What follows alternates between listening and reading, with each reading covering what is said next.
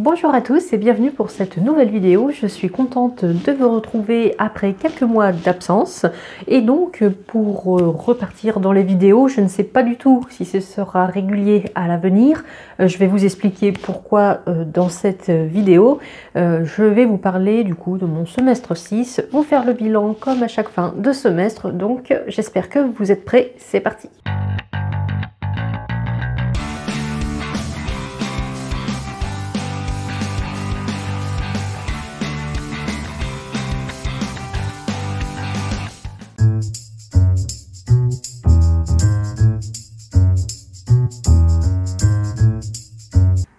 Eh bien, pour résumer dès le début, très concrètement, le semestre qui s'est passé, je vais dire que j'étais pas prête. Voilà, tout simplement, je n'étais vraiment absolument pas prête à ça. Moi, j'étais partie du principe qu'une fois la deuxième année passée, une fois l'examen d'anatomie passé, enfin, c'est un peu ce que j'avais entendu et ce qu'on m'avait vendu, que ce serait beaucoup plus facile après, dans le sens où il n'y aurait pas eu besoin de travailler forcément autant d'arrache-pied tous les jours, tous les week-ends. Moi, je ne l'ai pas ressenti comme ça, personnellement. Pour moi, ça a été un des semestres les plus difficiles depuis le début, si ce n'est peut-être le plus difficile. Enfin, après, d'un autre point de vue, parce que le premier semestre, c'était difficile, le temps de s'adapter au pays, à la langue, à la reprise d'études, aux nouvelles matières, etc.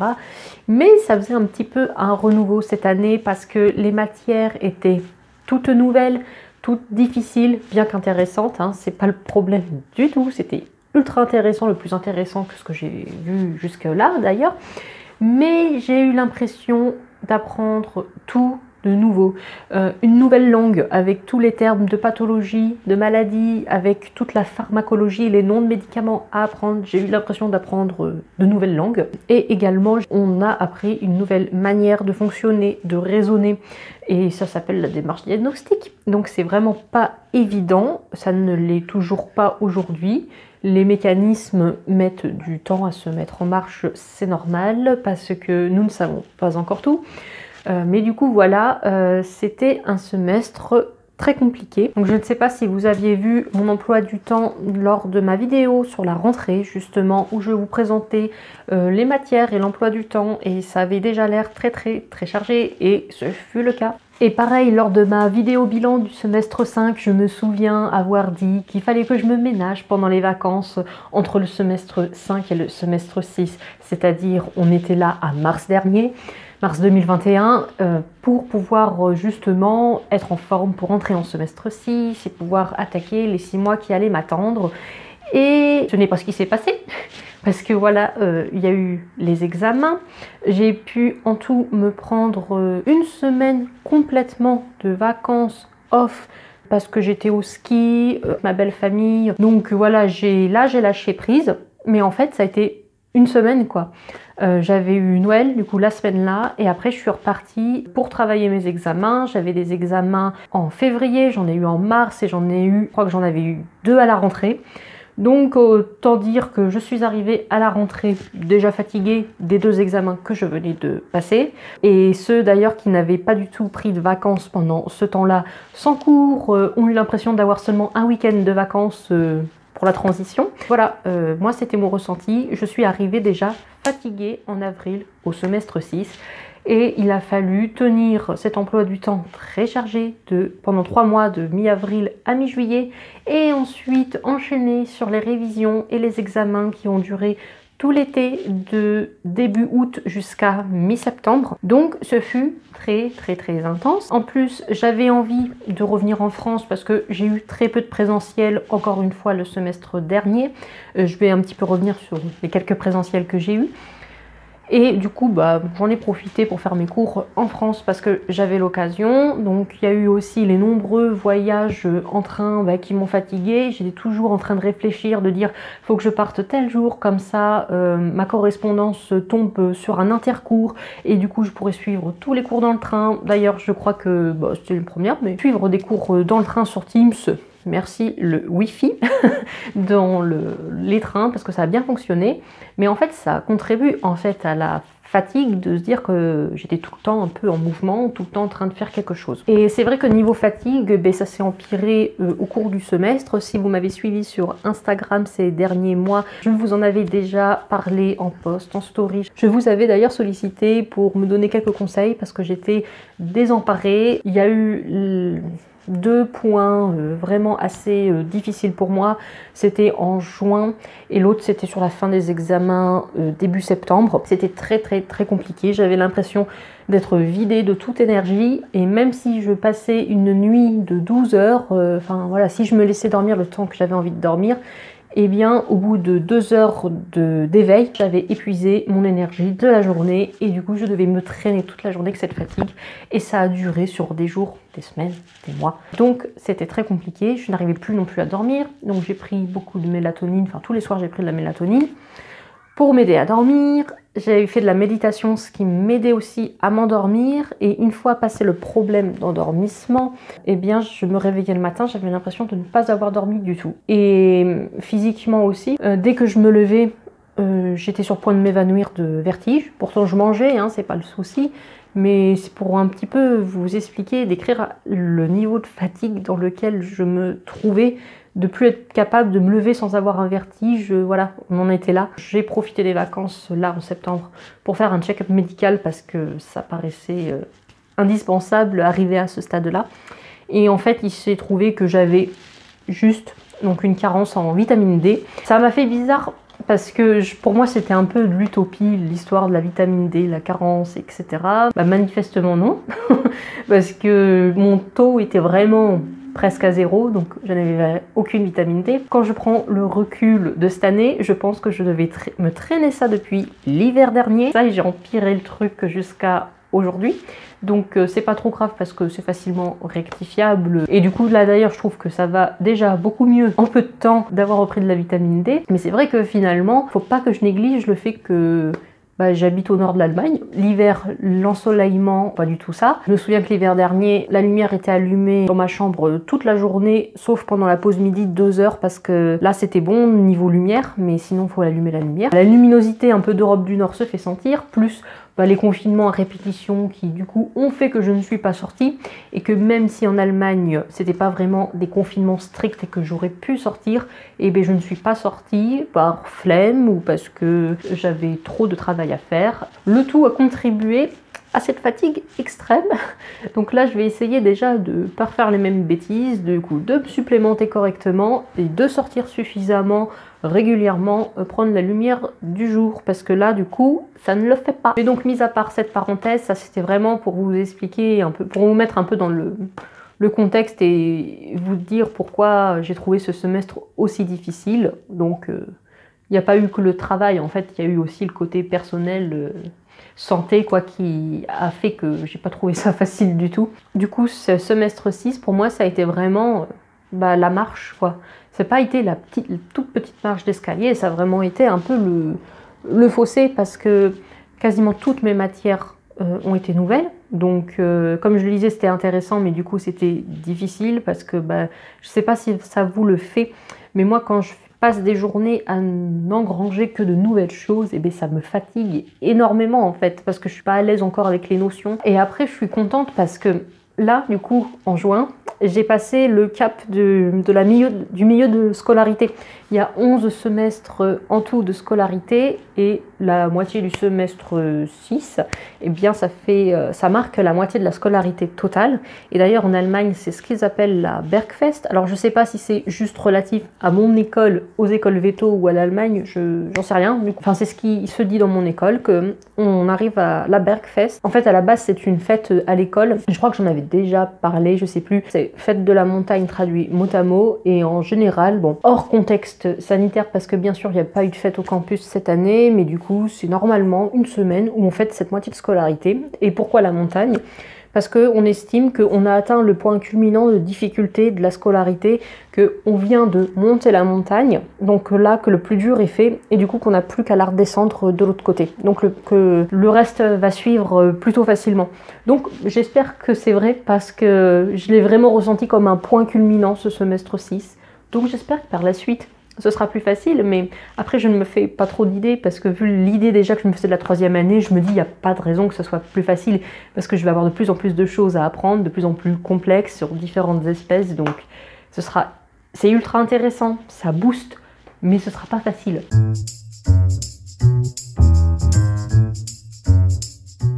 Assez de blabla sur ce ressenti général, je vais entrer maintenant dans le détail des matières que j'ai eues. Du coup, nous avons eu que 2 matières de reprise sur le semestre 5, la pharmacologie à raison de 3 heures par semaine et la médecine de la reproduction. Donc on a eu la pharmacologie 3 heures par semaine, et d'ailleurs on avait eu 2 heures de pharma le vendredi après-midi, ça c'était les 2 heures de la mort, enfin impossible de rester concentré, on était claqués de la semaine, c'était ultra dur. Moi ça m'est arrivé plusieurs fois de quitter le cours pour aller faire une sieste, parce que vraiment j'en pouvais plus. Et du coup j'avais eu un examen en pharmacologie, et du coup l'examen ça a été le dernier, ça a été pour moi le plus difficile à passer je pense, où il y avait beaucoup de choses à apprendre, j'ai fait beaucoup de fiches, et finalement ça a payé, parce que ça a été ma meilleure note de l'été, j'ai eu un 2, ce qui correspond à entre 16 et 18 sur 20, donc c'était vraiment une excellente note, je suis très fière de moi. Ensuite en matière reprise on a eu médecine de la reproduction, on a eu un séminaire qui a duré 12 heures dans le semestre, donc en fait certains mardis après-midi on avait des cours spécifiques à telle espèce animale sur un point de reproduction. Et donc ensuite les nouvelles matières que j'ai eues, ça a été le reste, il y en a eu tout plein, tout aussi intéressantes les unes que les autres. On a eu des matières spécifiques en fait à chaque espèce, donc pour commencer on a eu les chevaux, on a eu des cours d'orthopédie et de reproduction. Bon, je vous avoue, et vous le savez très bien si vous me suivez depuis un moment, les chevaux c'est pas mon truc. La médecine équine, je la laisse volontiers à tous ceux qui sont motivés, mais moi ça ne me motive pas du tout. Donc ça a été les cours les plus longs j'ai trouvé de la semaine, pourtant ça n'était que 3 heures par semaine, hein. 2 heures d'orthopédie, 1 heure de reproduction équine, mais c'était long, je m'ennuyais. Juste c'est pas mon truc, mais de toute façon il y a forcément une espèce animale qui n'est pas le truc de quelqu'un, hein. On peut pas tout aimer hein, aussi. Et donc voilà, par exemple on a eu la médecine bovine, donc on a eu un cours de maladie des bovins et un cours de reproduction spécifique aux bovins, où là je me suis éclatée, et ça durait 3 heures par semaine aussi, mais pour moi c'était beaucoup trop court, donc voilà, c'est relatif du coup à l'intéressement, comment on perçoit les matières. Ensuite on a eu des matières voilà un peu dans le même type sur les pathologies différentes espèces, mais là des espèces un peu moins vues on va dire, sur les volailles 1 heure par semaine, et 1 heure par semaine aussi sur les maladies des poissons et des abeilles en alternance, du coup la moitié du semestre poisson, la moitié du semestre abeilles. Donc les abeilles j'ai regardé par curiosité, voilà, et les poissons j'ai pas du tout regardé parce que ça reprenait une option que j'avais prise en première année et j'avais déjà vu que ça m'intéressait pas, et comme il n'y a pas d'examen là-dessus, j'ai lâché le truc sur les poissons. Mais du coup ce qui était bien dans ces matières là, enfin surtout du coup bovins et chevaux on va dire, enfin et aussi volailles, c'est que quand on a un cours qui s'appelle maladie du cheval, maladie du bovin, c'est qu'en fait on fait un peu un tout. On fait de la pathologie, de la médecine interne, ils nous montrent ce qu'ils font en chirurgie, s'il y a besoin de chirurgie pour ce cas-là, la thérapie, qu'est-ce qu'on met en place niveau pharmacologie, niveau suivi, et du coup c'était très intéressant, très complet comme matière. Et je crois que j'avais dit en fait que je ne comprenais pas par exemple la différence entre un cours de pathologie et un cours de maladie du bovin par exemple, et en fait la différence elle est là en pathologie. Donc d'ailleurs j'avais des cours de pathologie appliquée 3 heures par semaine également, et en fait le cours de pathologie, la différence c'est que c'est plus général, ça veut dire qu'on va prendre un organe, par exemple le foie, et on va regarder toutes les pathologies liées au foie, qu'elles soient congénitales, qu'elles soient niveau, enfin que ce soit des cancers, que ce soit des inflammations, que ce soit des dégénérations, mais enfin voilà, on prend un organe et on regarde toutes les pathologies autour de cet organe, également sur toutes les espèces confondues. Donc c'est un cours centré sur l'organe, alors que du coup les cours de maladie sur telle espèce, c'est on se concentre sur l'espèce et on va prendre une maladie en particulier et on fait un peu comme si c'était un cas clinique de voir les différents aspects médicaux autour de cette même maladie. J'espère que je me suis fait bien comprendre. Ensuite on a eu des cours de virologie, pareil, 3 heures par semaine. Vous allez voir, hein, j'ai eu beaucoup de 3 heures par semaine, c'était quand même assez équitable au niveau de la répartition des matières. Et la virologie, voilà, du coup, comme son nom l'indique, et comme vous pouvez vous en douter, nous avons vu tous les virus de manière générale, les familles de virus, leurs moyens de réplication, et les virus spécifiques un peu après à chaque espèce animale. Les virus les plus marquants, voilà, ceux qu'on va voir le plus en pratique.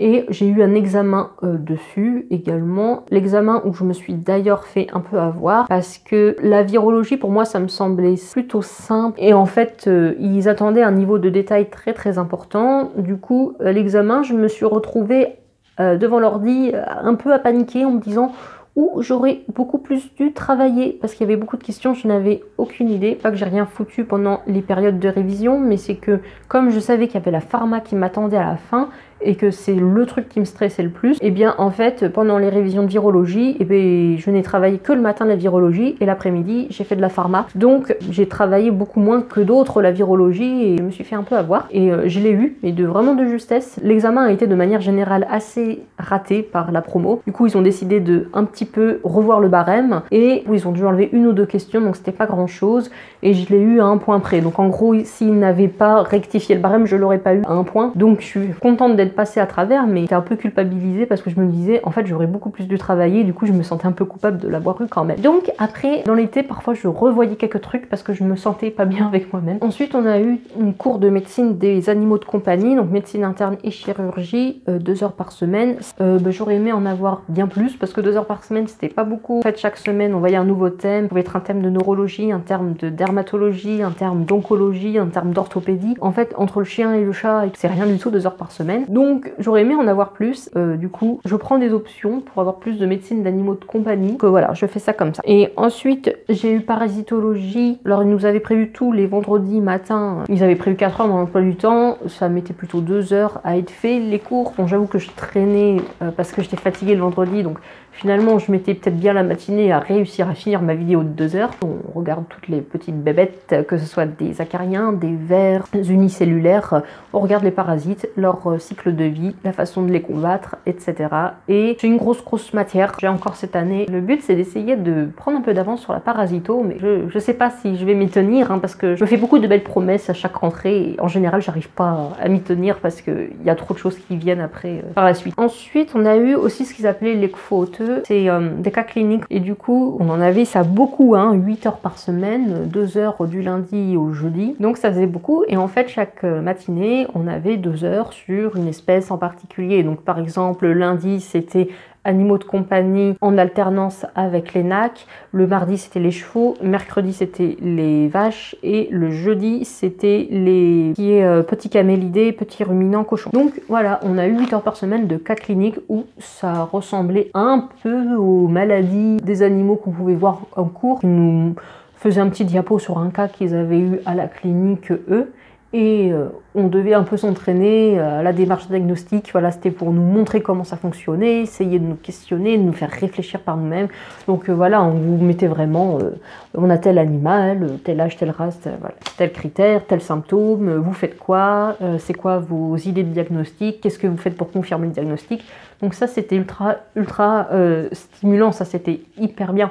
Et ça on va en avoir encore cette année. Donc voilà, c'est vraiment pour nous entraîner et enfin, heureusement que j'adore ça, hein, parce que c'est le cœur du métier, mais voilà, ça, c'était vraiment des cours très intéressants. J'ai oublié de vous parler de mes présentiels. Du coup, en présentiel, ça, les fauteux, j'avais les présentiels, c'est-à-dire que pour chaque clinique, je devais y aller 1 fois dans le semestre pour faire un cas clinique en fait en vrai. Donc ils nous amenaient par exemple à la clinique des chiens-chats, et bien ils nous avaient mis on était un petit groupe de 3 et ils nous ont dit voilà c'est le chien qui est venu pour ça, ils nous montraient tout le dossier et après en fait on devait faire l'examen clinique. Ensuite à la maison on devait faire un compte rendu en fait sur notre cas clinique au vu de notre auscultation qu'on avait fait le jour même. Donc en fonction du dossier on devait dire dire si l'état s'était amélioré ou dégénéré ou était resté le même, et un petit peu discuter du dossier, s'il y avait d'autres diagnostics différentiels à prendre en compte, si la thérapie qui a été mise en place, est-ce qu'il y en avait d'autres de possibles et pourquoi. Ça nous fait réfléchir, être actif dans cette démarche diagnostique. Donc par exemple pour la clinique des chiens-chats, on était plusieurs, donc c'était rassurant d'être un petit groupe, mais je me souviens que mon tout premier présentiel, c'était à la clinique des petits ruminants. On m'avait donné un agneau qui était trop chou. Et, mais par contre là, on était vraiment lâchés, c'est-à-dire qu'on arrivait à l'accueil, ils nous disaient c'était l'étable, débrouille-toi. Et il n'y avait personne pour nous aider, on était tout seuls sur notre cas clinique. Et quand c'est le premier, j'avoue que là, j'étais un peu en stress. Mais finalement, ça s'est très bien passé. Enfin, puis un agneau qui est tout petit comme ça, il se laisse bien manipuler. Et ensuite, j'avais des matières également sur tout ce qui est alimentaire. Donc, j'avais 1 heure sur l'hygiène de la viande, 1 heure sur hygiène et économie du lait et 1 heure par semaine de toxicologie des aliments. J'ai appris des choses, mais ça faisait quand même beaucoup écho à un petit peu ma formation d'ingénieur. Enfin, notamment, par exemple, tout ce qui est économie du lait et process du lait. Tout ça, c'était pas nouveau pour moi. Par contre, c'est vrai que je me souvenais pas forcément de tout dans le détail. Et hygiène de la viande, c'était plus du coup, ça c'était complémentaire. Parce que c'était surtout au niveau sur la partie abattage, tout ce qui était législation, process d'abattage, transport de la viande qui va vers l'abattoir, etc. Oui, voilà, c'était un peu un cours d'introduction en fait sur ce qu'on va avoir cette année. Et toxicologie, c'est toujours intéressant parce que c'est très d'actualité comme matière dans le sens où, par exemple, on a eu un cours sur les résidus d'antibiotiques dans les aliments, sur l'impact de la pollution sur les aliments, en fait tout ce qui peut contaminer les aliments. Et c'est très intéressant, mais on se rend compte que c'est ultra complexe en fait la toxicologie. Et pour terminer, je vais un petit peu vous dire ce que j'ai choisi en VP, donc en option. Donc je vous avais déjà fait une vidéo en fait où je choisissais mes options et je me souviens, je vous avais dit que j'étais ultra en avance, que je pouvais me permettre d'en prendre peu, et en fait la blague du début du semestre dernier, c'est que je me suis rendu compte que j'avais très mal lu en fait le tableau qui compte nos heures qui sont déjà effectuées et ce qui nous reste à effectuer. Et en fait, je sais pas, enfin, j'avais pas compris comment le lire et en fait, j'étais complètement en retard. Donc ça a été le gros stress parce que j'ai dû en urgence regarder ce qu'il y avait encore de disponible, contacter par mail l'institut responsable pour leur demander est-ce que vous pouvez me mettre sur cette option parce que j'ai des heures de retard. Donc j'étais un peu stressée, mais bon, ça c'est bien, tout se passe bien. J'ai fait un semestre avec beaucoup d'options, j'en ai pris encore beaucoup ce semestre et je vais devoir encore en prendre beaucoup le semestre d'après et normalement c'est bon, je serai bon dans mes comptes. Donc en VP, j'avais choisi un webinaire sur les nouveaux thèmes de médecine des animaux de compagnie, donc 1 heure tous les mercredis. Voilà, on avait une conférence sur des sujets différents. C'était d'ailleurs grâce à cette option que j'avais pu vous faire la vidéo sur le syndrome brachycéphale.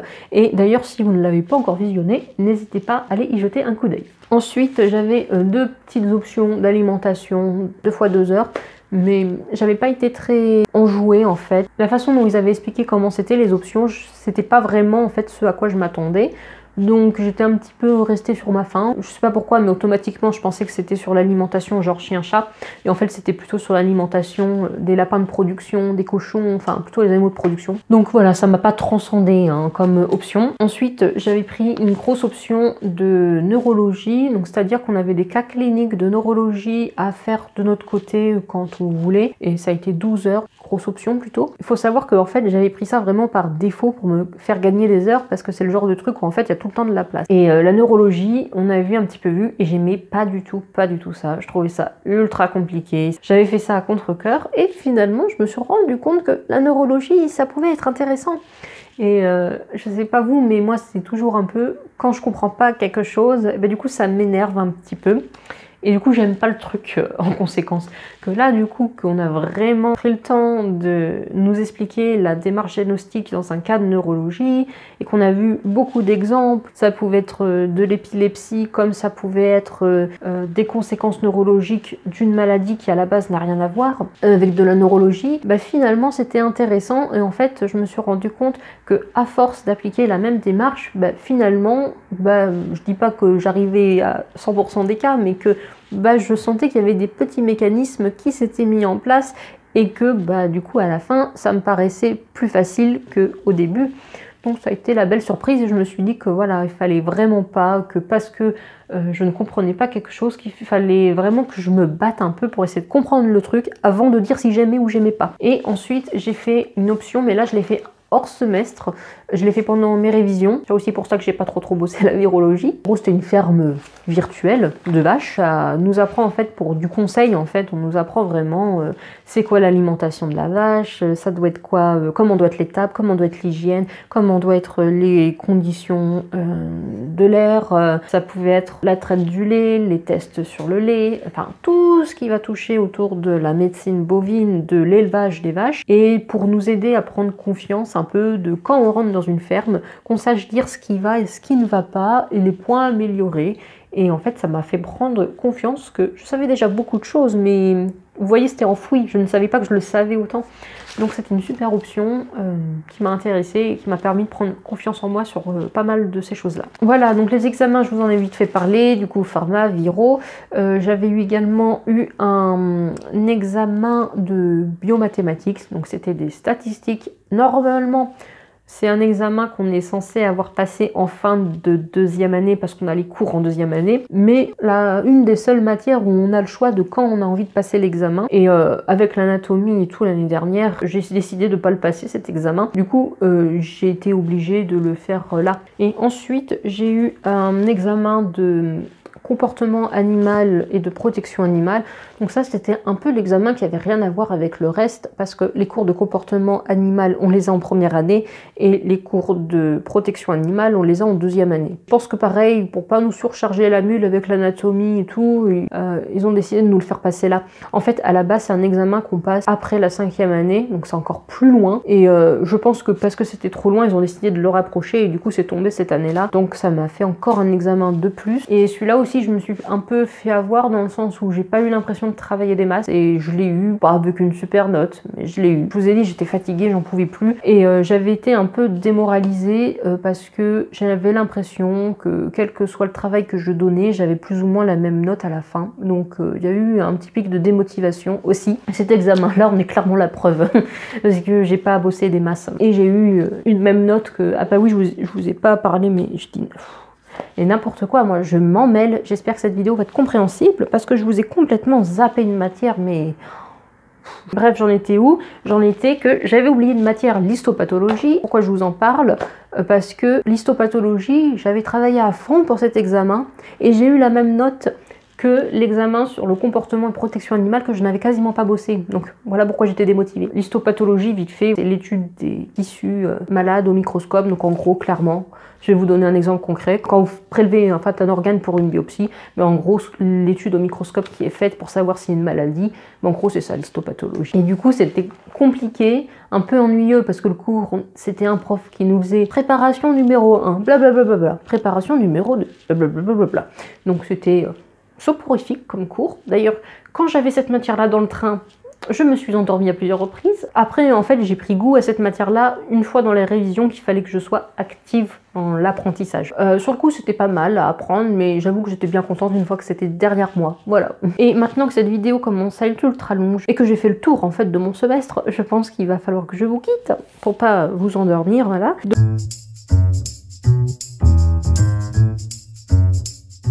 Donc juste le petit bilan du bilan. Voilà, vous l'avez compris, c'était un semestre très intense et très difficile sur le plan du travail, sur le plan personnel. Enfin, je pense que vous comprenez aussi pourquoi j'ai été absente ces derniers mois. J'ai essayé de faire comme je pouvais.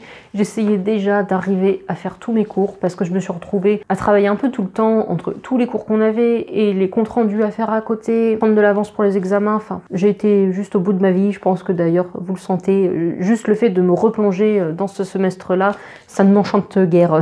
Et voilà, et du coup, ce qui m'énerve aussi, c'est que malheureusement, vous voyez bien qu'en fait, j'ai pas eu de temps pour faire des stages, alors que la situation sanitaire, là, le permettait à nouveau. Et ça m'a mis un petit coup au moral quand je voyais tous les étudiants vétérinaires des autres pays qui, eux, pouvaient profiter de leur été pour faire des stages, et que moi, en fait, je ne pouvais pas.